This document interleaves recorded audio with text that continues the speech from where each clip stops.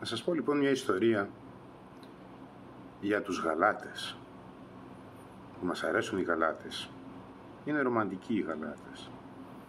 Και για τους Έλληνες. Μας αρέσουν οι Έλληνες. Είναι παντοδύναμοι οι Έλληνες. Είχα δει μια λέξη γαλατική, αναντόγνα. Αν τη χωρίσουμε στα τρία είναι αν, αντό, γνά. Αν πάρουμε τα ισοδύναμα στα ελληνικά, γιατί και οι δύο γλώσσες είναι ενδοευρωπαϊκές, θα βγαίνει μια λέξη ανενδογενής. Αναντόγνα, ανενδογενής. Και φυσικά στα ελληνικά δεν υπάρχει λέξη ανενδογενής. Υπάρχει λέξη αλλοδαπός, υπάρχει λέξη ξένος, αλλά όχι ανενδογενής. Θα μπορούσε, αλλά δεν υπάρχει. Έτσι το έλεγα σε μια κυρία ελληναρίστικων πεποιθήσεων και μου λέει δεν γίνεται, λέει από τα ελληνικά το πήρανε. Λέω τότε γιατί το χαλάσανε.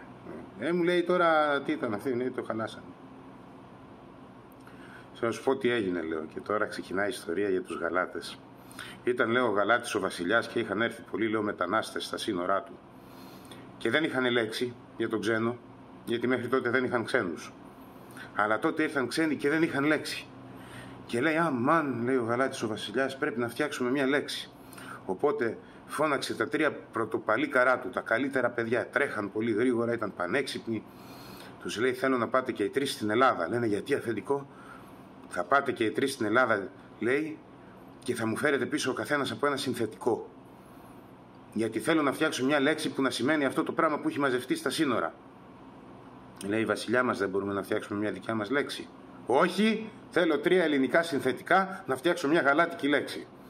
Οπότε τους έστειλε και πήγαν τρέχοντας, περάσαν τα Βαλκάνια, κατεβήκανε στην Ελλάδα. Γυρίσαν από εδώ, γυρίσαν από εκεί, γυρίσαν πίσω. Λέει, βασιλιά μου, λέει, τσιφ, λέει ο πρώτος, βρήκα τη λέξη αν.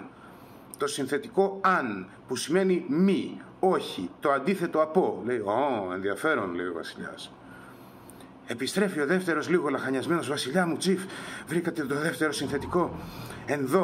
Ενδό, σημαίνει μέσα, εσωτερικά. Λέει ο βασιλιάς, ενδιαφέρον. Έρχεται και ο τρίτος, σκασμένος, βασιλιά μου, δεν βρήκα τίποτα άλλο, βρήκα γενής. Γενής σημαίνει γεννημένος, σημαίνει από ένα μέρος. Κάθεται ο βασιλιάς που ήταν σοφός και λέει, αν ενδώ γενής.